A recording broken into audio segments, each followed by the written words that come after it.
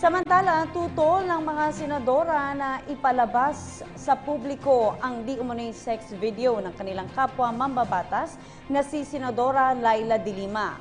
Para kay Senadora Risa Hontiveros, malinaw na misogyny o matinding galit sa kababaihan ang planong pagpapalabas ng video.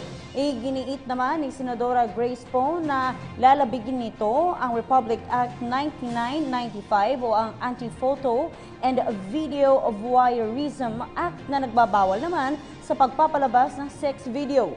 Umapila naman si Senadora Cynthia Villar sa mga kongresista na galangin ng dignidad at karapatan ng sinumang nasa video.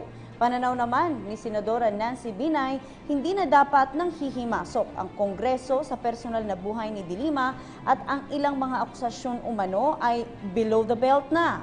Noong Miyerkules, sinabi ni House Speaker Pantaleon Alvarez na wala siyang nakikitang mali kung ipalalabas sa kanilang pagdinig ukol sa believed drug trade ang sex video ni de Lima at dati nitong driver na si Ronnie Dayan. Pero nagbabala naman si Senate President Coco Pimentel sa kanila na may political price ang kanilang aksyon.